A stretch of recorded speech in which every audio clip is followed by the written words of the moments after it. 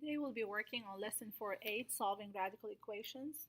I'm going to do up to 4 problems with you today. So let's start with the first problem.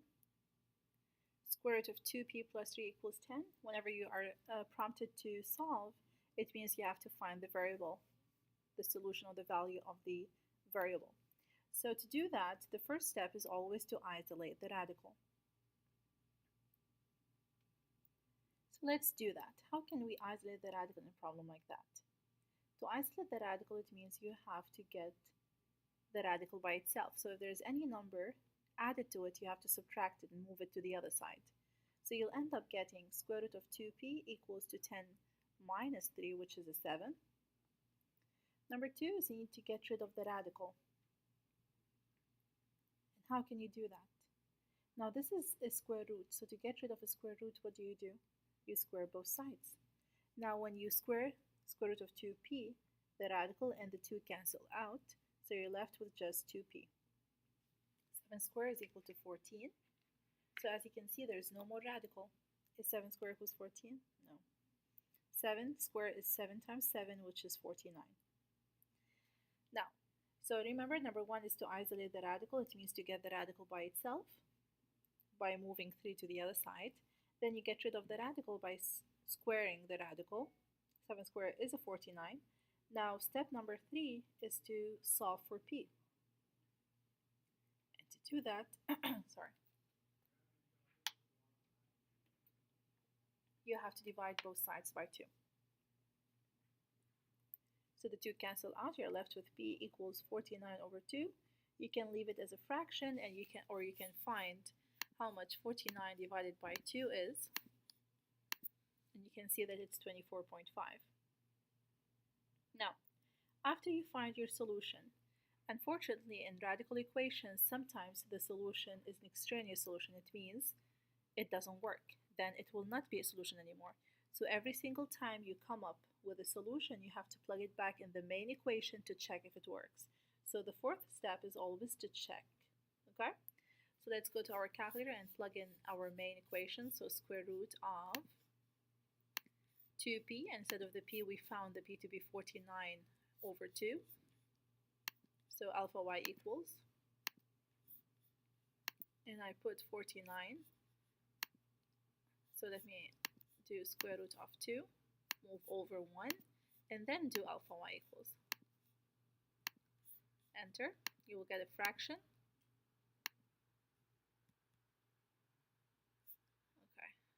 The calculator, as you can see, is acting up. So you know what? So instead of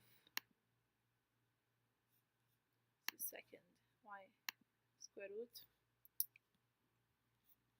second square root. Okay, now you can put 2p, and we just found p to be 24.5, so I'm going to use this one, 24.5, and I'm going to move over because the p is 24.5, and I'm going to put plus 3, and the 3 is not under the radical. So you press enter, and as you can see, you got 10. So the answer, 24.5 or 49 over 2, is correct. So that's going to be your final answer. Now let's go ahead and try another problem. And I'm going to do this one with you. Fourth root of 2x plus 6 equals 2. Now again, you apply the same rules all over again. Now you have to isolate the radical. As you can see, the fourth root is by itself, so the first step is done for us. The second step is to get rid of the radical. Now remember, we used to square because it was a square root, but this is a fourth root. So what can we do to get rid of this radical? You have to raise it to the fourth power. So you have to raise it to the power that's equal to the index. If this is 5, you raise it to the fifth power. Since this is a 4, you raise it to the fourth power. Once you do that, the radical goes away. So you end up with getting 2x plus 6 is equal to 2 to the power 4, which is a 16. Or you can do 2 to the power 4, which is 2 times 2 times 2 times 2, and this is a 16. Now after you isolate the radical and get rid of the radical, you have to actually solve for the variable. So I subtract 6 to isolate 2x. 16 minus 6 is a 10. Then you divide by 2. So x is equal to 5. Now remember, once you find the final solution, you're not done. You have to plug it in the main equation. Okay, so that's a fourth root, 2x plus 6. Let me write it down. And instead of the x, I'm going to put a 5, and I'm going to see if this is going to give me a 2. So to get to the fourth root, you press 4, and then math. You go to number 5. So the calculator will understand that the number you put before pressing the math is going to be your index. And you put 2 times 5, which is a 10, plus 6 under your radical, press enter, and as you can see, it gave me 2. So yes, it is a solution. Now let's go ahead and check this problem. 7w plus 2 to the power 1/4 plus 2 equals 7. Now what you can do is you can change this rational exponent to a radical form like we learned previously. To do that, you need to remember that the bottom of the fraction is going to be your index,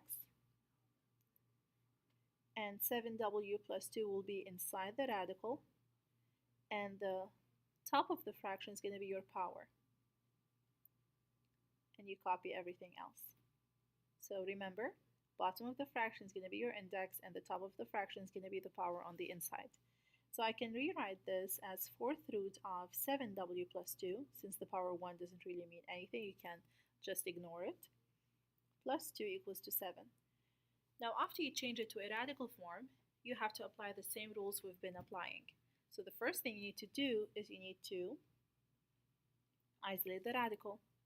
So by subtracting 2, so fourth root of 7w plus 2 is equal to 7 minus 2, which is a 5. After you isolate the radical, you need to get rid of the radical, and to do that, you need to look at the index. What is the index? 4. So you need to raise both sides to the power 4. The radical and the power will cancel each other, and you are left with 7w plus 2 on the left side of your equation, and 5 to the power 4 is going to be 625. You can try it and check. Okay, now you have to find w, so you subtract 2 from both sides. Then you don't need 7w, you need w, so you need to divide both sides by 7. So w is going to be whatever 6/3 divided by 7 is, which is an 89. Now remember, once you find that you're not done, you don't claim this to be your solution. You have always to go back to the main equation and plug it in. So let's do that. 7x for w plus 2. But what do I need to plug in for x now? I need to plug in 89. So 7 times 89 plus 2 to the power 1/4, so 1/4. And then you move over plus 2. And that should give you 7. And it did. So w equals 89 is my solution. Now, is there a way to solve all of this on my calculator? Yes. So what I'm going to do is I'm going to pick, let's say, this number, the middle one, and show you how you can do all of the work on the calculator. Now, to do this on the calculator, you have to follow the following steps. Okay? The first step is to plug in the left side of the equation, all of it in y1, whatever it is, everything that you see, and the right side of the equation in y2. So let's do that.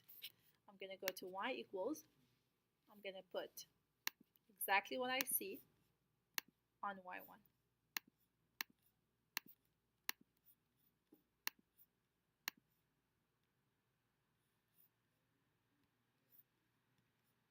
Then I'm going to move to y2 and put -3 in there. Then you have to graph it. So after you put it in y1 and y2, step number 2 is to graph it. So let's graph. I'm going to make this smaller so we can see the graph together.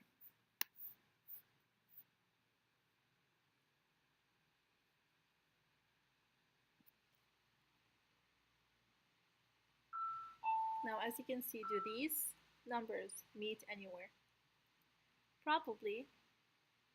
As you can see, I don't see anything. But we might not be that lucky. We have to actually zoom out to see maybe they will meet somewhere else, but I don't see it. So I'm going to go to my window. So sometimes you can see the intersection right away. Sometimes you have to fix your window. So I need to go to my left and right side. So I'm going to go to -10, and the x minimum, which is the left side of your graph, I'm going to put, for example, let's say -50. And what I'm doing now is I'm going to graph it again and see. Maybe I will see the intersection. So that's y1. There you go, they do intersect. Okay? So sometimes you don't have to fix your window, sometimes you do. If you feel that they're gonna meet on the left, you fix your x minimum. If you feel they're gonna meet at the right, you fix your x maximum. If you think they're gonna meet up, you fix your y max. If you think they're gonna meet down, you fix your y minimum. Now by fixing my x minimum to a -50 instead of -10, I saw the intersection. Okay? Now after you do that, so graph, sometimes you need to fix your window. So I'm going to write fix window. Okay? After that, you need to go to second trace and you need to find the intersection between them. So you press number 5. So let me go to second trace and I'll press number 5, which is intersect. Okay? Then you have to press enter 3 times. Okay? And as you can see, the intersection is the x. X equals to -20. And this is where they intersect. Now, since you use the graphing calculator to find the intersection, you can actually see that they are intersecting, so you don't need to check. But it's always good to check. Okay? So let me get out of here. And let me go back and check if it's going to give me the right answer. So I'm going to plug in -20 instead of u. So 6 times -20. What if I made a mistake entering a number? So it's always good to check. To the power 1/3. And then you move over and then +2. And that should give me a -3, and it did. So yes, x equals -20 is my answer. Now, I'm going to do one more example with you. So let me write the example that I'd like to do with you on the side. And the example I'd like to do with you is going to be square root of 2x plus 14 equals x plus 3. Now I'm also going to be doing this on the calculator. So let's go to y equals. I'm going to clear that and I'm going to put square root of 2x plus 4. Go ahead, try it on your own. And on the right side, I'm going to put x plus 3. Okay? I'm going to put my window back to -10. I just want to show you sometimes you're lucky and you can actually see it without even fixing your window. So that's my first left graph. And that's my, let me see if I entered the values correctly.